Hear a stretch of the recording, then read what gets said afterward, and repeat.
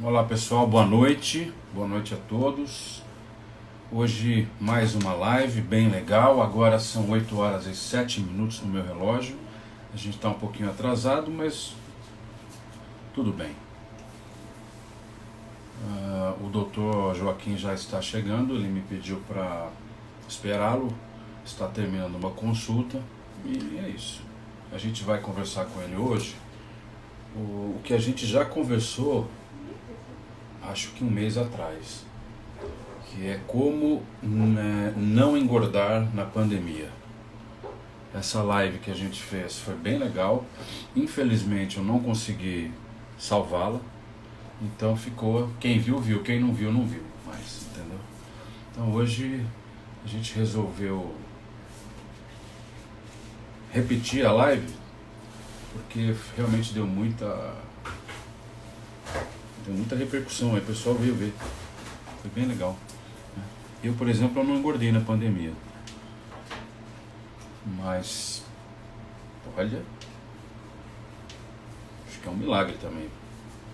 Oi, Gabi. Eu não engordei não, mas olha, se eu não fizesse o exercício todo santo dia com o Wagner Félix, o professor Wagner, eu tava uma bola. A gente fica em casa e faz o quê? Come, né? Come.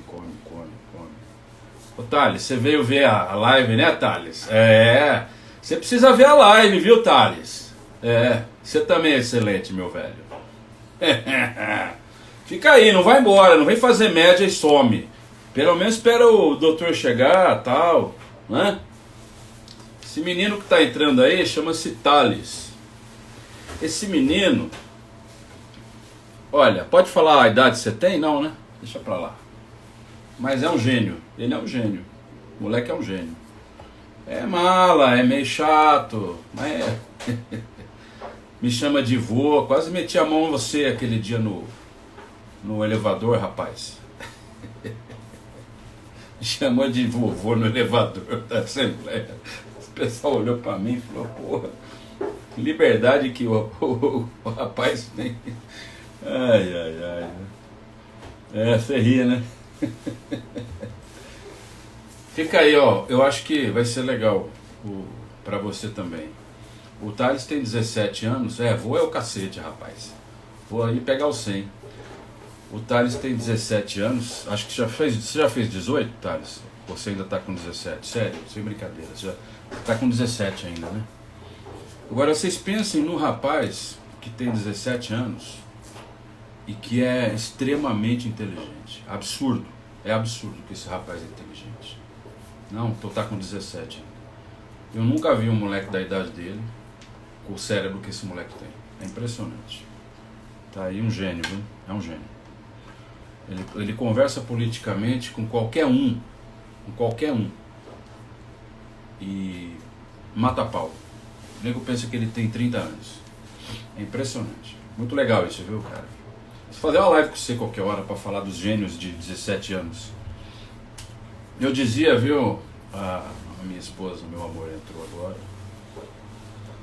que o doutor Joaquim pediu para eu esperar um pouquinho. Ele deve estar entrando em mais ou menos 4 minutos, porque ele estava numa consulta ainda. Então eu resolvi entrar para bater um papo. Estou aqui no UOL e não quero entrar em conversas tristes, mas hoje nós ultrapassamos 2 milhões de infectados no Brasil. 2 milhões de infectados no Brasil, tá? O consórcio de veículos da imprensa contabilizou nas últimas 24 horas 1.299 mortes, tá? 1.300, portanto, a média de mortes hoje deu 1.081 óbitos por dia. Média móvel dos últimos 7 dias no país é de 1.081, o maior número para uma quinta-feira na série histórica. Isso que está acontecendo no Brasil é fruto de uma absoluta falta de comando, não é? Para lidar com essa questão, tá? Para lidar com essa questão. Uma falta de comando completo. Amanda, pois é. Live sobre como não engordar na pandemia bem na hora da janta. Pois é. Ó, o doutor acabou de terminar a consulta, pode entrar. Então, vejam só. O que eu dizia. A gente está assim na pandemia, ultrapassamos 2 milhões de infectados hoje, por um completo desgoverno. É um desgoverno. No sentido de que não tem um alinhamento entre governadores, prefeitos, governo federal. É um desgoverno total. E aí eu não estou falando só do governo federal, não. Estou falando todo mundo. É todo mundo. Todo mundo. É um desgoverno.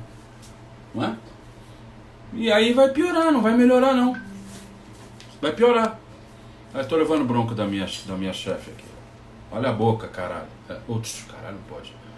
Vamos lá, vamos falar de coisas boas. Mas assim, só para deixar registrado, tá? Que é de forma geral, era preciso que houvesse um norte. Nós não temos um norte, essa pandemia não vai passar tão cedo, nós estamos todos aqui sujeitos ao risco. Agora vamos falar de emagrecimento? O Dr. Joaquim já está aí? Vamos falar de coisa boa. Espera aí. Engordar não é coisa boa, não. Engordar é ruim.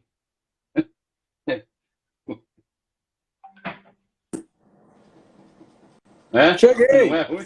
Engordar é ruim, não é coisa boa. Deixa eu colocar meu fone aqui. Estava em atendimento agora. Imagina. Eu estava falando do retrato de hoje da pandemia, que está bem ruim, mas... Que a gente não sabe quando vai terminar, né? A gente não tem ideia. Porque não tem... Não tá... Você sabe o que está acontecendo, o que estão fazendo para parar? Não, eu não sei. Sabe? Não está sendo feito nada, né, para parar. Bem complicado. Mas vamos falar... Eu ouço, só para terminar isso aqui, que é um assunto muito desagradável, e não é... Está muito revoltado, está muito revoltado. Não, até que não. Mas assim, é o que o Marco Antônio Villa, o professor Marco Antônio Villa fala, nas lives que ele faz diariamente. Ele fala, não vai parar como que por milagre. Não vai parar. Verdade. Não vai cair um milagre do céu e pum, parou. As pessoas vão ter que entender que uma hora tem que fazer alguma coisa antes de chegar a 1 milhão de mortos aqui nesse país. Deixa eu falar uma coisa, a gente está repetindo a live hoje porque aquela outra foi muito legal, todo mundo falou. Foi muito bom, né? O assunto engordar e emagrecer, ele chama muito a atenção das pessoas, porque eu mesmo, né? Eu vivo aí, eu falei antes de você entrar aí, que eu só não engordei nessa pandemia. Eu ainda acho que eu não engordei. Eu acho que esse aumento de peso meu é muita massa muscular. Eu nunca me senti tão musculoso na vida. Muito bem. Frequência de treino, né? Treinar direitinho. Eu falei isso pro personal trainer. Faz diferença. Eu falei, cara, calistenia é um milagre. É legal a calistenia porque ela é uma junção de exercício de força, resistido de força, né? Com o peso do próprio corpo. E ajuda a queima de gordura também. Então é bem interessante. A calistenia é um treino bem interessante mesmo. O crossfit é bem interessante também. Eu nunca estive tão musculoso na minha vida. Com 50 anos, eu tenho mais músculo hoje quando eu tinha 20, 25, eu puxava ferro. É impressionante. Maravilha. Então, eu acho que eu não engordei. Acho. Você tá fazer aquele exame que você faz lá de... Bioimpedância. Tem uma coisa que eu queria comentar. Tem gente que, inclusive, está mantendo peso e tem gente que está treinando e que está até ganhando peso. Peso final não é tão importante. Não é tão importante porque a bioimpedância que é mais importante no final das contas. A composição corporal, quantos quilos de gordura, de músculo, que vai fazer diferença, né, no final. Eu vou mostrar para vocês 2 peças aqui comparativas de 1 quilo, referente a 1 quilo de massa muscular e 1 quilo de gordura. Nossa, você está brincando. Olha a diferença. Cara, então só para deixar isso mais visual. Então, quando você mantém o peso, mas você troca isso por isso, as medidas reduzem. Deu para entender porque a medida reduz e o peso não reduz? Nossa, isso é muito fantástico. É isso. Eu nunca tinha visto essa comparação, primeira vez. Muito bom, né? Ó, 1 quilo de gordura versus 1 quilo de músculo. Então, e você sabe, o aumento na balança meu, eu estava falando isso com a minha mulher. Ele não veio junto com um aperto na roupa. A minha medida está igualzinha, está a mesma. Se pá, até diminuiu um pouquinho. Eu não tive aumento em nada. Está tudo normal. Mas eu subi na balança. Não tem que ficar se preocupando com o peso final, ainda mais agora, nesse período de pandemia, que todo mundo tá meio desesperado, né? Todo mundo Não, tá o meio Vaguinho, surtado.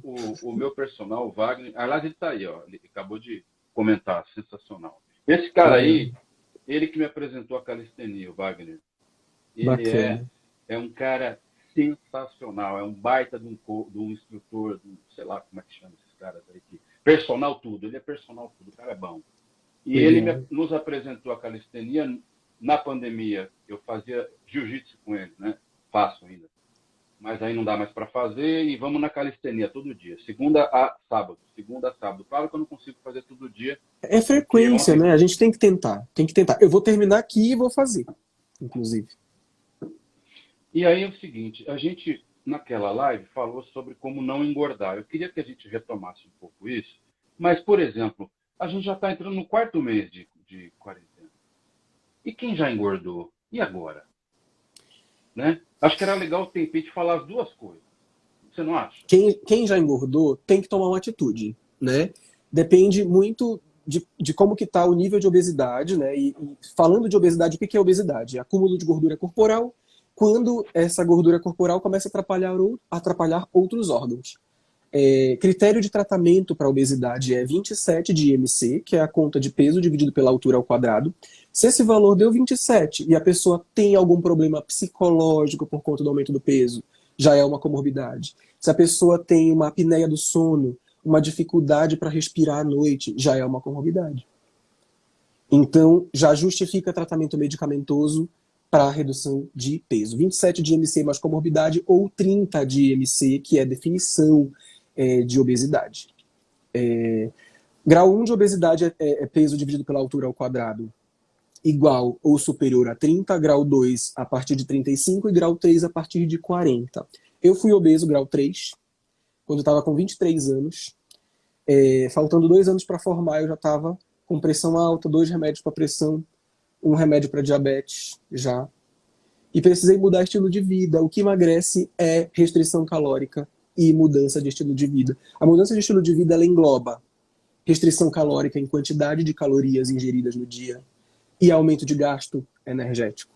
Então, se você tem o gasto energético e está fazendo restrição, você vai produzir emagrecimento. É isso que a gente precisa fazer, na verdade, para conseguir. A frequência e constância de treino, mesmo que você não veja a diferença na balança, tem essa questão, né, de comparação de 1 quilo de gordura para 1 quilo de músculo. Isso às vezes não dá para ver. Não dá para ver essa diferença na balança final. Uma balança que vê só peso final, a gente não consegue, às vezes, a gente perde a referência, né? Fica um pouco desanimado. Poxa, mesmo peso, mas você está mais definido, você está sentindo que está mais, né, mais rígido. Constância. Principalmente nesse período de pandemia, que não dá para a gente ir para academia, enfim, se manter treinando em uma dieta legal vai fazer a gente, mesmo que mantenha o mesmo peso final, melhorar a composição corporal. Essa é a ideia. E aí eu queria também abordar o lado do mal que faz a pessoa ser obesa, a pessoa engordar. Nessa pandemia, nós ficamos em casa, aqueles que respeitaram a quarentena, e repito, que puderam ficar em casa, porque muita gente, infelizmente, não pôde, né? Pessoas que tinham que sair na rua para trabalhar, não tinha jeito. Então, nós que ficamos em casa e ficamos, entre aspas, parados, né? Tem um nome para isso. Qual é o nome? Sedentários, né? Sedentarismo. Sedentarismo é definido como você faz atividade física menos de 3 vezes na semana, você é sedentário. Ah, é? 3 Sim. vezes? Ou seja, se fizer 3 vezes, é sedentário ainda? A partir de 3. Se você faz menos de 3 vezes, você é sedentário. Bom, mas aí eu também acho. O recomendável mesmo é 3 vezes na semana, 1 horinha de exercício. Mas você pode dividir aí 30 minutinhos de segunda a sábado, por exemplo, já tá bom, já tá legal. Já melhora a função cardiovascular. Pode reduzir de 3 a 8 pontos de milímetro de mercúrio na pressão. Então, exercício físico é remédio, tá? As pessoas não estão habituadas a serem prescritas exercício físico, mas hoje eu coloco nas minhas prescrições escrito, eu coloco fazer meia hora de exercício físico no dia obrigatoriamente, porque é remédio sim. Por que que os médicos não têm o costume de prescrever exercício físico? Eu acho que as pessoas, os profissionais estão desacreditados no aconselhamento. Eu acho que os profissionais não, hoje, eles não estão acreditando que aconselhar vai dar certo. A primeira coisa que a gente precisa fazer para tratar pressão alta ou diabetes é fazer exercício frequente, porque melhora a resistência à insulina. A pessoa que está com pré-diabetes, que é diabética, se ela fizer exercício, ela vai baixar a glicada. Ela vai baixar o exame de diabetes, se ela fizer exercício frequente. Só que as pessoas, os profissionais estão tão desacreditados em aconselhamento que não tem dado dicas de culinária, não tem... isso se chama medicina do estilo de vida, tá? É uma nova vertente aí que traz dicas de culinária, alimentação mais natural, tentar evitar industrializados e estímulo de atividade física frequente. Interessante isso, viu? E você sabe que outro dia eu vi na imprensa uma fala do Gabardo. Quem é o Gabardo? Acho que ele é médico, não sei. Só sei que ele trabalhava no Ministério da Saúde, na equipe do Mandetta, nesse time de crise contra o coronavírus. E agora ele está em São Paulo, na equipe do governo de São Paulo. E ele é um cara que as pessoas passaram a respeitar em razão do fato de ele apresentar nitidamente uma sabedoria naquilo que ele fala em relação à pandemia. Uhum. E aí, acho que a última fala dele foi exatamente sobre o exercício físico.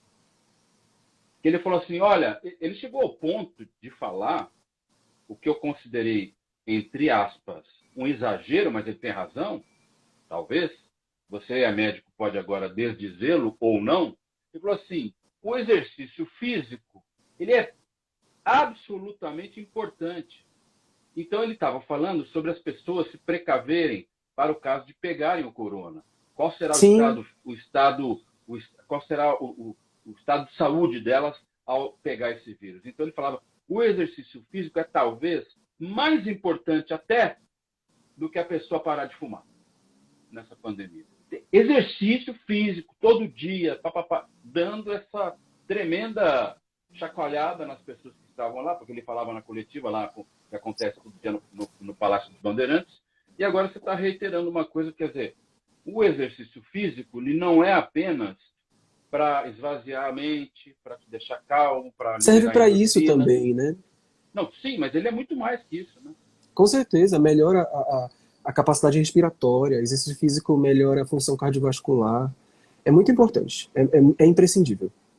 Todo mundo deveria fazer. Por que ajuda a diminuir a pressão? Melhora a qualidade dos vasos sanguíneos, né? Melhora a elasticidade dos vasos sanguíneos. Faz muito bem para ajuda a liberar óxido nítrico, que é vasodilatador. Tem todo um processo fisiológico envolvido, né, fisiológico é tudo aquilo que é normal, que funciona normalmente no nosso organismo. Então tem todo um processo fisiológico de melhora de função cardiovascular, de melhora de aumento de quantidade de massa muscular também. Então é muito benéfico, é muito bom para a função respiratória, inclusive. Isso é interessante saber. Teve alguém que perguntou um negócio aqui que eu deixei para trás, porque a gente estava conversando. Não, a Keila está perguntando o seguinte, doutor, se restringir carne, frango, peixe, frutas, verduras sem frituras e sem industrializados, isso colaboraria numa perda de peso? Restringir a alimentação? Colaboraria sim, mas o que a pessoa comeria, né? Tipo, ela está restringindo tudo, né? Carne, peixe, frango, tudo. Toda restrição calórica, ela produz Eu acho que ela está falando de industrializados. Tá. Industrializados. Perfeito, ótima colocação. Quando a gente come industrializado, geralmente eles são muito calóricos, né? Então, via de regra, quanto mais industrializado, mais caloria a gente ingere. Então a gente precisa orientar, fazer orientação do paciente, dar uma prioridade aí para alimentos mais naturais, né? Pouco industrializados e pouco açucarados. Quanto mais dedo da indústria alimentícia, pior a qualidade do alimento, via de regra. Então quando a gente faz essa restrição, não necessariamente precisa tirar a carne ou o frango da alimentação. Toda restrição calórica em quantidade de caloria vai produzir emagrecimento. Mas se eu consigo deixar a dieta mais limpa e menos industrializada, geralmente isso vai resultar aí numa restrição calórica e vai levar a um emagrecimento, com certeza. A doutora Cláudia, ela está perguntando uma coisa que é uma boa pergunta também. Ela já tem, pelo jeito, já está diagnosticada com diabetes. Ela fala, tenho diabetes e controlo com alimentação e remédio. Muito importante. Se eu fizer atividade física, existe a possibilidade de tirar o remédio? Depende muito do grau, né, de diabetes. Eu vou explicar o que é diabetes. Diabetes é toda disfunção, toda dificuldade de entrada de açúcar do sangue para dentro das nossas células. A gente come, a gente absorve o açúcar, os nutrientes, né? Esse açúcar cai na corrente sanguínea e precisa sair do sangue e entrar nas nossas células para a gente produzir energia. Quando a gente tem dificuldade na entrada desse açúcar para a célula, a gente vai ter o diabetes. E o açúcar no sangue alto, ele é tóxico. Ele é muito ruim para os vasos sanguíneos. Principalmente para a microvasculatura. Onde tem microvasos no nosso corpo? Retina. Então a diabetes leva a uma retinopatia, uma doença da retina. Pode levar a um problema de visão. Onde tem microvasos também é onde tem a filtração glomerular. No nosso rim tem microvasos. Então acontece lesão ali do rim e isso pode levar à saída de proteína. Não é bom sair proteína na urina, não é normal. E um diabético descompensado pode ter aí proteinúria, que é a saída de proteína pela urina. Onde tem microvasos, meu Deus, vasculaturas de forma geral, né? Tem uma vasculopatia da diabetes, que pode dificultar a cicatrização, quimiotaxia, que é o processo de cicatrização normal. E pode levar também a neuropatia, que é uma doença de nervos. Isso faz com que tenha um formigamento ali, principalmente em padrão de bota e luva. Então é um formigamento que ele lembra uma luva e uma bota mesmo. E a pessoa que tem diabetes, ela tem uma sensibilidade alterada, então ela não sente quando ela pisa num prego, por exemplo. Nossa. E lembra que ela tem vasculopatia? Então ela tem dificuldade para cicatrização também, por conta justamente da vasculopatia. Ei, caramba, a cachorrada vai começar a latir aqui. Deixa eu tirar ela daqui. Então, isso leva a problemas de vasculatura. Que raça é? Ela é York. Brava. É brava? Brava. Se eu não tivesse aberto essa porta, a gente vai ficar até o final da live aqui, ouvindo latido aqui perto, que agora a gente vai estar ouvindo, mas está longe. Né? Então é isso que é diabetes. A diabetes, ela tem um melhor controle através de alimentação, então a gente precisa dar uma evitada aí em carboidratos de pico glicêmico. Farinhas brancas, a gente tem que dar uma preferência em farinha que for integral, que tem grão. Tudo que tem grão dificulta a absorção. Então não dá aquele pico. Eu tô meio que desobedecendo isso, viu, cara? A gente precisa retomar. Deixa eu voltar a coisa normal, vai. Não faz isso. Se a gente esperar voltar ao normal, não vai dar certo. A gente vai perder tempo. Olha, essa questão de diabetes realmente é muito complicada. Então, eu quando estava me preparando para testar o veganismo, eu li que ao comer carne vermelha, principalmente, que a carne solta no teu sangue, sei lá dificulta um pouco o açúcar entrar na célula. Eu não sei se é verdade ou não, mas eles dizem que o vegano tende a sarar de diabetes ou a pelo menos melhorar muito, justamente porque a ausência da carne faz com que a célula fique mais porosa para absorver o açúcar para ir para a mitocôndria. E é por isso também que o vegano geralmente tem mais fôlego para fazer exercício, Isso, aliás, eu experimentei na prática. Eu fiquei sem comer carne quase 2, 3 meses e eu estava voando no jiu-jitsu. Voando, voando. A Aí, dieta, nessa a dieta pandemia... com carne vermelha, ela realmente reduz a expectativa de vida. A gente sabe que não é bom ter uma dieta exclusivamente de carne vermelha. Mas esse ponto de vista é muito controverso, né? Sim. O vegano, se ele for um vegano que faz tudo certinho mesmo, e se alimenta bem, e dá preferência para vegetais mesmo, tudo bem, concordo. Mas o problema de muitas pessoas que estão fazendo a transição para o veganismo é que geralmente o que é mais fácil de comer na rua é batata, por exemplo. É o meu caso, né? Alimentos que são muito calóricos, carboidratos, geralmente, são muito fáceis de serem encontrados. Isso faz com que um vegano que está em transição possa ter um aumento de chance aí de ganho de peso. Mas só voltando rapidinho, que eu estava falando sobre diabetes rapidinho lá, é importante a gente controlar se alimentando melhor, evitando o pico glicêmico, então usando farinhas integrais, se possível, e restringindo a quantidade de ingestão de carboidrato. O exercício físico entra aí melhorando a ação da insulina. Então, quem faz exercício baixa pontos de glicada, sim. O exercício é uma ótima fonte de controle de diabetes, de glicemia, com certeza. Tanto que quem é diabético tipo 1 ou diabético que usa a insulina, quando a pessoa faz exercício, ela precisa fazer um ajuste de insulina, porque senão ela pode ter hipoglicemia. É? Sim. Então, respondendo a pergunta da pessoa que falou aí A Cláudia, no comentário, Cláudia. dá para controlar. O tratamento para diabetes ele é multi, né? A gente precisa fazer uma dieta regradinha, a gente precisa fazer exercício sim, e tem o controle com medicações também. E existem metas. As metas glicêmicas, elas são glicemia de jejum, 80 a 130 mais ou menos, e pós-prandial, que é após refeições, 2 horas após refeições, até 180 mais ou menos. Se a pessoa estiver saindo dessa meta, é porque a gente precisa associar mais uma droga, fazer mais alguma coisa, colocar mais exercício, pra gente alcançar as metas direitinho. Entendi. Tem um dos nossos assistentes, né? Que bonito. Ele está perguntando um negócio que isso aqui é bastante grande aqui, ó. Meus pais tinham diabetes, chegaram a 540 por 600, ou 600, sei lá. Eu, depois de 55 anos, aferi 140, 220. O que é isso, hein? Será? É o nível de glicose no sangue? Pelo que eu tô entendendo, sim. Aumentei os exercícios e a alimentação. Estou usando dieta e tintura de jambolão e tintura de pata de vaca. Rapaz, nunca ouvi falar isso não. Também nunca tinha ouvido falar. Consigo regular diabetes tipo 2. Aí ele pergunta aqui, existem 5 tipos de diabetes? Que eu saiba, são 2, não são?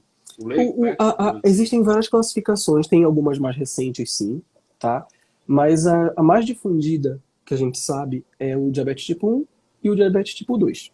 É a classificação mais difundida, que as pessoas mais conhecem. A tipo 2 geralmente está associada à resistência à ação da insulina, que é um hormônio que coloca o açúcar do sangue para dentro da célula. Ele é como se fosse um porteiro que está lá ajudando esse transporte de açúcar do sangue para dentro das nossas células. Quando a gente está com gordura abdominal muito aumentada, a gente tem uma dificuldade dessa entrada. Então o aumento de peso está diretamente ligado à diabetes tipo 2. A diabetes tipo 1, ela acontece quando a pessoa tem uma doença autoimune. O processo autoimune é quando o próprio organismo batalha contra ele mesmo. Então a pessoa tem um processo autoimune, que ela tem destruição das células beta do pâncreas, que são quem produzem a insulina, inclusive. Então a pessoa tem uma perda progressiva da função pancreática, que a gente chama, que é a função do pâncreas, para a produção de insulina. Aí ela vai perdendo essa função ao longo dos anos e desenvolve diabetes tipo 1. É isso. Mas assim, eu pensei que fosse genética diabetes tipo 1, não é? Sim, tem uma influência genética, sim. Né? Tem, né? E a tipo 2 também. A tipo 2 também? Também. Tem uma influência genética também. Mas existem muitos tipos de dificuldade de entrada, né?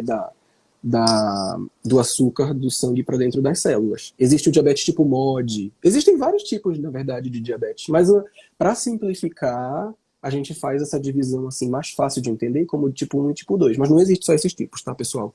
Só deixando claro, existem muitos tipos de diabetes. Muitos mesmo. Na pandemia, a gente tende a ficar, eu acho que nessa altura do campeonato, ainda mais ansioso, né? Sim.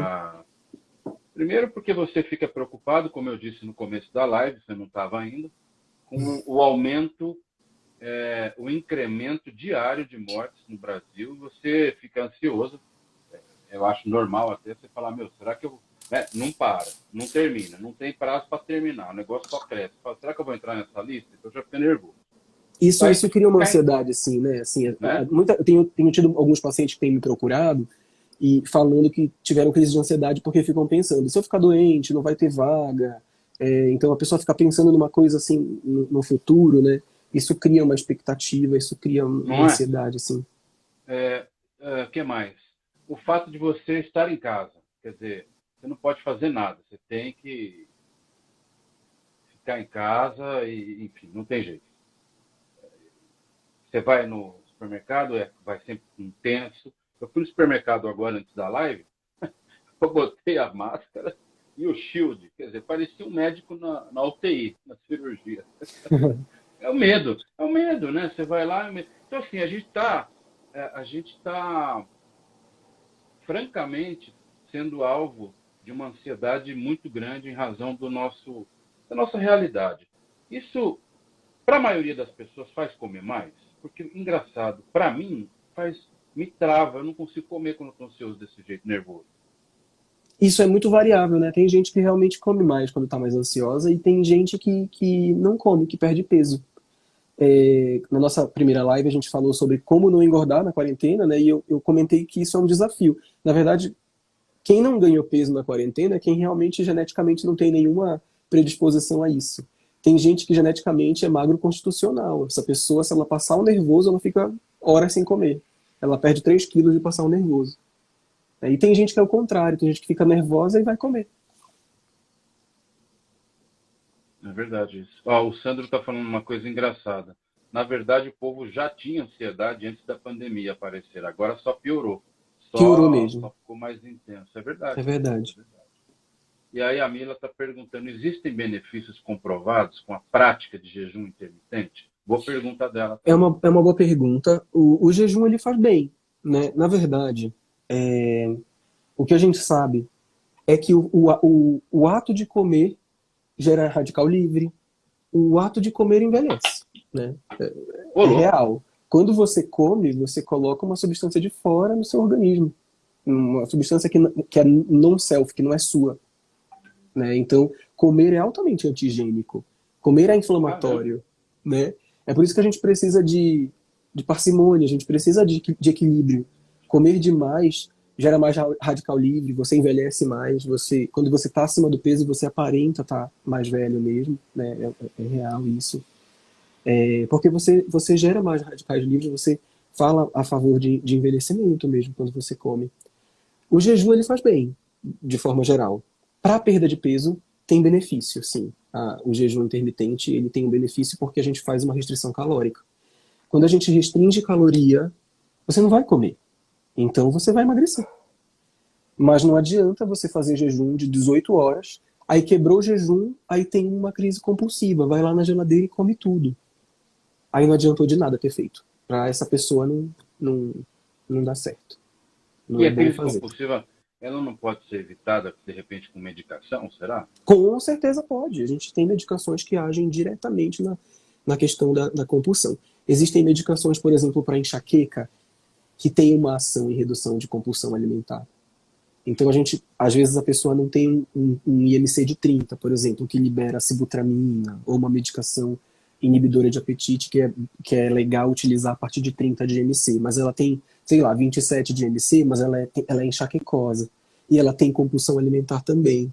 Aí a gente consegue fazer o tratamento dos dois, tanto da enxaqueca como profilático, quanto para reduzir crise compulsiva.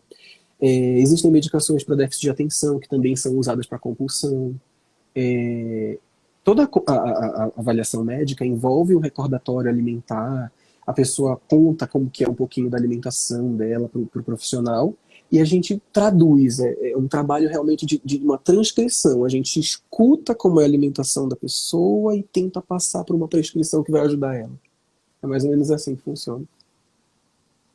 Olha só, o Sandro continua. O ser humano precisa de comida, mas também precisa de um gasto calórico. O problema é que a maioria das pessoas não gasta, só consome e a conta não bate. É aquilo que você falou. Concordo.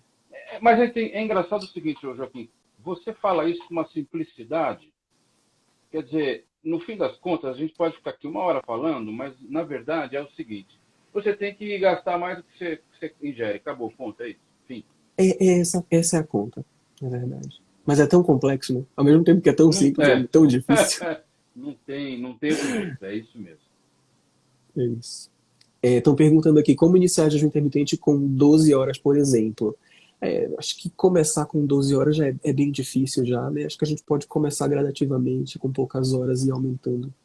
Eu Mas acho eles que dizem que pode é fazer melhor. jejum, você pode contabilizar o tempo de jejum até dormindo, Se você está dormindo e não come, você está em jejum.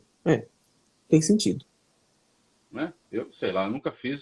Na verdade, tentei fazer uma época, mas não deu, não consegui. Olha aqui, tem mais uma pergunta. Fui jogador de basquete, vôlei, dança de salão, sempre pratiquei atividade física, agora com a quarentena aumenta a ansiedade, mas controla a alimentação. O remédio glifágio, e Glifage, aí, rapaz, que é a você vai metformina de ter que liberação escrever de novo, viu? lenta. E É o Nesinapil. São duas quê? medicações que a pessoa usa. Ah, bom, Nisinapil. Pensei que ele tinha escrito alguma coisa e o corretor É atrapalhou. nesina e Nisinapil. pioglitazona, essa Ah, medicação. entendi. Ah, então. O glifage é aquele cloridrato de metformina, não é? Isso, só que o glifage, ele é a metformina que libera lentamente. O comprimido do glifage, ele é todo fenestradinho e ele libera a substância durante 24 horas. Então, a dose plena de glifage que a gente faz é 4 comprimidos de 500, que dá para pegar na farmácia popular. O paciente ele pode usar 2 no almoço, 2 no jantar, pode usar 2 no café, 1 no almoço e no jantar, ou os 4 no mesmo horário, porque vai agir durante o dia todo. Então, o Interessante. glifage é XR, quer dizer Extended Release, liberação estendida, prolongada, né? E a metformina, geralmente, a do posto é aquela de liberação imediata. Um dos efeitos colaterais da metformina, ela dá muito efeito gastrointestinal. Então, ela pode dar um pouco de eructação, ela pode dar um pouco de diarreia, ela pode dar um pouco de gases. E o glifage, ele libera lento, então ele dá menos efeito colateral, um pouquinho. Interessante isso. A gente, no fim das contas, não conversou muito sobre como não engordar na pandemia. É verdade. A gente tem 12 minutos ainda. O que a 12. gente poderia focar para falar sobre isso nesse finalzinho de live? Eu acho que a gente precisa estimular hábitos saudáveis, tanto em crianças, quem convive com criança, experimentar mais frutas e vegetais, evitar levar pessoas desnecessariamente no mercado, né? Traçar metas, é importante você colocar o post-it da meta assim e ver diariamente para ver se alcançou aquela meta, é importante. Pôr em prática alguns planos, porque às vezes a gente só planeja e não coloca em prática. Escreveram aqui, água, é importante se hidratar. Às vezes O, você não está com fome, às vezes você acha que está com fome, mas se você tivesse bebido um pouco de água, já tinha resolvido. O Na Clóvis verdade, o Cavalo, que estímulo. escreveu aí, ele é também um personal, foi campeão do mundo de braço de ferro, amigo nosso Legal. de Campinas. E ele trabalha hoje não, há anos já como personal, talvez por isso também. Claro, tem também formação na área, se não me engano, né, Clóvis, você é educador físico também, fez educação física. A água, ela para tudo ela é fundamental, né? E é engraçado que até para você não engordar, você toma a água, porque de repente uma sede, você pensa que é fome, vai lá, enche o bucho. Se tivesse tomado 1 litro de água, Tinha resolvido. não teria.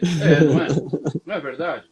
É É verdade. incrível isso. Falaram também aqui sobre evitar delivery. É verdade. Isso é real. É importante Por quê, hein? evitar É por pedir causa comida, né? da. Porque você está ansioso, então no final do dia você fala, eu mereço. Aí vai e pede alguma coisa e acaba pegando alguma coisa com chocolate ou que tenha muito açúcar ou que seja bem calórica, assim. Então é bom evitar pedir comida de fora mesmo. Ô Mari, você está falando que dá muita preguiça fazer exercício no frio. Eu vou te falar uma coisa, eu vou te indicar um professor aí que dá exercício, ele faz aula online, você não precisa sair de casa, eu faço aula na sala da minha casa, aqui no apartamento, é muito legal. E não é caro, é muito bom. Aí, ó, o Cavalo está falando aqui, muito sódio. Não entendi o contexto, Cavalo. Muito sódio o quê? Tá, Comida na comida que nós... industrializada de fora, Ah, né? Quando você pede, tem muito sódio, coisa muito salgado, né? Tem muito É, sódio. é Refrigerante tem muito verdade. sódio. É, tem razão. Verdade. O sódio, eu mando sim. O sódio, ele realmente, ele colabora, aí estamos 9 minutos só, ele colabora para que a gente fique inchado mesmo. Dê a impressão de que a gente está engordando. Ele retém E água, é ele, isso? ele faz uma retenção, né, de líquido, realmente, ajuda. O sódio faz a gente ficar inchado. Tanto que quando a pessoa começa um processo de perda de peso, ela começa a melhorar a alimentação, na primeira semana ela perde muito peso às vezes.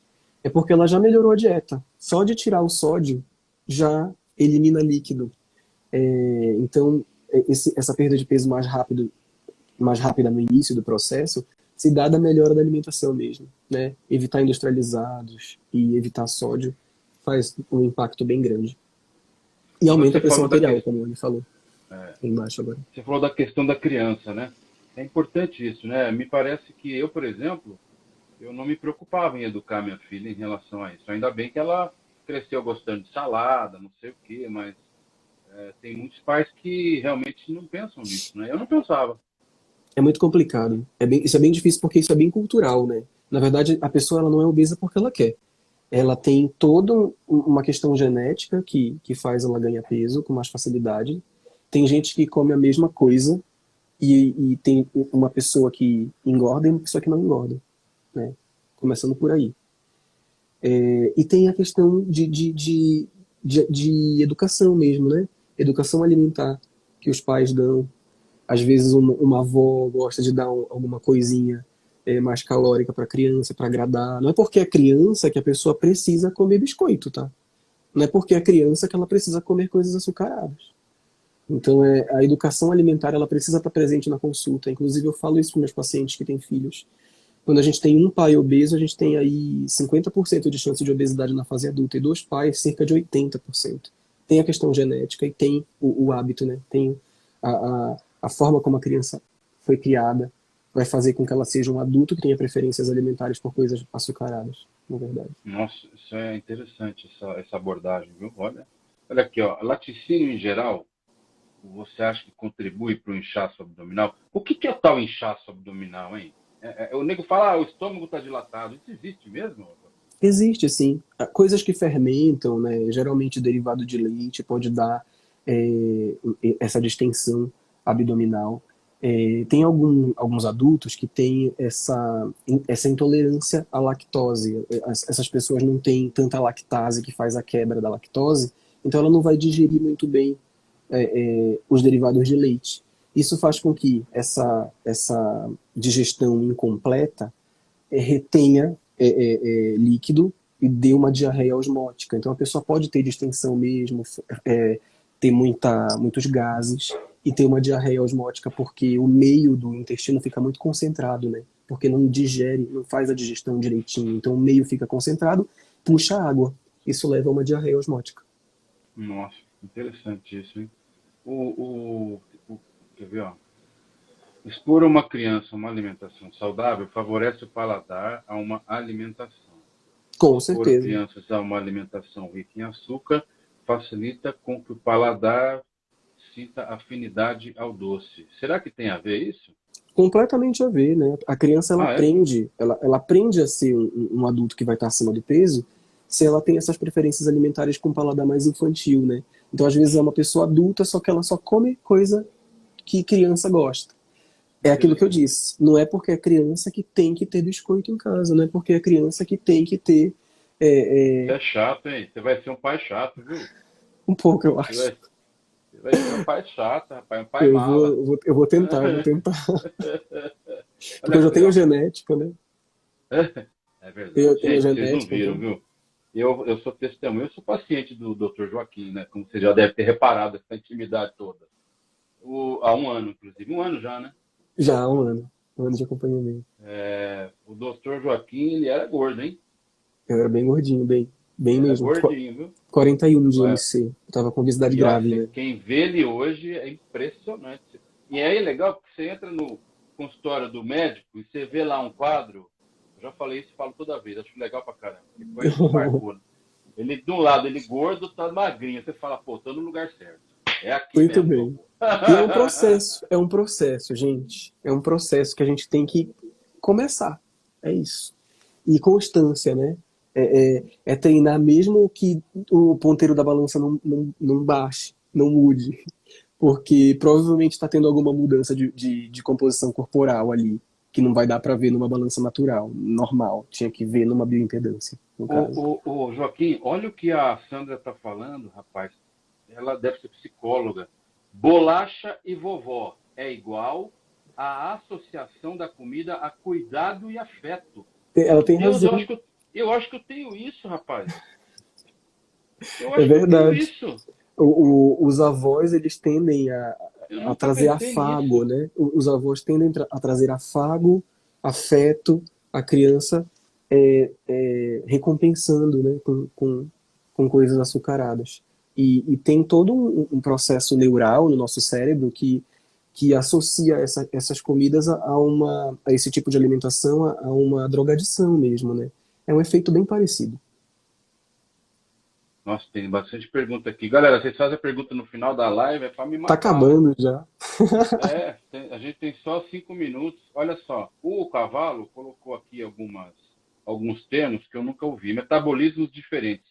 Ectomorfo, endomorfo e mesomorfo. O que quer dizer isso? Você sabe? Isso tem mais. Isso dá 1 hora de live, tá? Essa Ah, é? informação. Mas é mais a conformação do corpo das pessoas. Tem gente que cresce mais na barriga, tem gente que é mais longilíneo. Então Entendi. é a forma do corpo da pessoa. Isso leva a velocidade de emagrecimento diferente, a, e a gente consegue otimizar o treino e a dieta de acordo com a forma física da pessoa também. Tipo de físico, isso, exatamente. A Sandra tem razão. Isso se chama epigenética. Exatamente. Epigenética é tudo aquilo que a pessoa junta a genética ao externo, ao que ela tá. Eu vou dar um exemplo, rapidinho. Uma criança, fruto de uma gestação em que a mãe tinha diabetes gestacional, ela tem uma chance maior de ser obesa. Por quê? A mãe tem a genética da diabetes e da obesidade já, provavelmente, e passou para a criança. Quando a criança está naquele ambiente uterino, intrauterino hostil, a mãe está fazendo dieta, porque ela precisa manter a glicemia dela no normal. Concorda comigo? Então a criança já está ali naquele ambiente intrauterino hostil, porque ela está ávida por nutrientes. Então ela junta a genética com a epigenética, com o ambiente hostil de pouco nutriente. Quando ela nascer, ela vai ser ávida por nutrientes. Ela vai ter mais É facilidade para mesmo? ganhar peso. Sim. Caramba. Ô, Cavalo, essa é a parte 2, sabia? Essa já é a parte É, 2. essa é a parte 2. A gente está fazendo a parte 2. Você quer dizer que tem que ter a parte 3, né?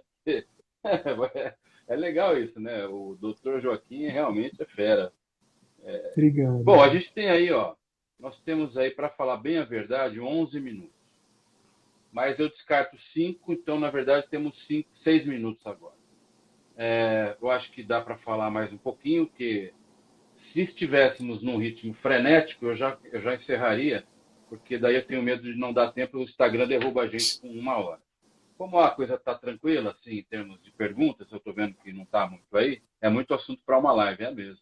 Não, a gente faz o seguinte, ó, Sandro Cavalo, nós vamos fazer de novo. Tá? É que o doutor Joaquim é muito ocupado, então ele não pode fazer live toda semana, por exemplo. A última que a gente fez faz 15 dias ou mais, né, doutor? Um pouquinho mais, eu acho. Faz umas 3 3 semanas. semanas. Então a gente faz uma por mês com ele. Eu Sempre demorei, dá. eu demorei um pouquinho para entrar hoje porque eu estava em atendimento, inclusive. Eu Agora. falei aqui, eu falei pro pessoal, você estava trabalhando. Olha aqui, ó, meus pais eram diabéticos e eu e minha irmã não somos. É que não é Mas eles eram obrigatório. Não é obrigatório a pessoa desenvolver porque o pai era, na verdade. Os pais, eles têm aí algum componente genético que dificulta a entrada do açúcar do sangue para dentro da célula, já. Se a pessoa tiver uma epigenética, lembra do conceito de epigenética que a gente comentou agora? Se ela junta Tá. a genética dos pais de obesidade com uma epigenética de alimentação que é industrializada, açucarada, ela vai tender a ganhar peso. E esse aumento de peso aumenta a resistência à insulina, porque o aumento de gordura abdominal faz com que a pessoa tenha uma dificuldade de ação da insulina que o pâncreas produz. Não é uma regra, como o Sandro falou, mas pode acontecer. Entendi. Pode acontecer Tá sim. bom. Seu Joaquim, eu queria encerrar então. O meu cachorro querendo entrar. Ó. Vai, vem, pode vir. Pronto. Aí, ele tem cachorro também. Vem cá. Vamos aparecer na live, vai. Aparecer na live. Olha lá. Dá um beijinho pra todo mundo aí. Olha, o Clóvis falou, olha que lindo. O Clóvis falou que a avó era, a mãe era, o irmão é diabético e ele não é. Ele tem a genética, concorda comigo? Só que ele usou a epigenética a favor dele. Então, treino, alimentação regradinha, o peso legal, faz com que ele não seja diabético. Então, não é uma regra. A pessoa pode ter uma genética, assim, que falhe a favor de obesidade ou de diabetes. Mas se a gente fizer boas escolhas, a gente não precisa necessariamente desenvolver. Não é uma coisa, assim, que é obrigatório, não é uma sina. Você nasceu de pais diabéticos, você vai ser diabético, não tem jeito. Mas Não é bem então, mas assim. esse nascer de pais diabéticos significa que os pais eram diabéticos do tipo 1 ou do... Ah, não, você falou que o tipo 2 também é genético, né? Também tem um fundo genético. Tudo tem um fundinho genético, tudo tem, pô. Tá bom. Eu queria agradecer de novo, viu, Joaquim, por ter vindo aí. Eu sei que você está exausto, cansado. Nossa, Hoje é foi quinta-feira. foi Você deve ter cansativo. atendido 15, 20 pessoas hoje, Eu tudo atendi online. 23 pacientes hoje. Jesus amado. Vai ficar milionário, né? Vai ficar rico, né? O objetivo é ajudar as pessoas. Adoro. É isso aí, tá certo. Eu sei que é. Eu sei que é. Mas você tem esse bando de gente que isso é bom, cara. Isso é bom. É muito bom isso. É sensacional. Agradeço Gente, muito. olha, quem não conhece o doutor, eu recomendo, tá? Quer emagrecer ou quer Chama a Viviane mas lá no link da bio, tem um linkzinho na minha bio do meu Instagram. Chama a Vivi lá e isso, conversa com ela que isso. ela ajusta. É um médico muito atencioso, fica praticamente 24 horas no Zap, só que ele, claro, está em atendimento a maior parte do tempo, mas assim, e eu também não vim fazer live para fazer propaganda dele, mas o cara é bom, pô. Tá precisando emagrecer? Ou tá com problema endócrino, alguma coisa? Vai nele. Vocês não... Todas as pessoas que eu indiquei para você, né, Joaquim? Todas 100%. ficaram muito bem. Amaram. Ficaram pelo menos uns 3, 4 meses, ficaram. Tem gente até hoje, sei lá, eu. Outro dia mesmo eu falei com a doutora Mônica. Gamboa, querida. Uhum. Entendeu? Então é isso. Quer dizer, a gente indica quem é bom.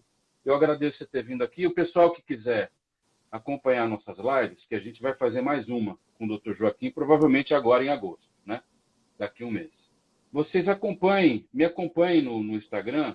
Então você pega lá e me segue, porque eu sempre faço o anúncio. E também a AKM Comunicação, porque a nossa empresa, a gente também faz a gente tem feito uma live por semana.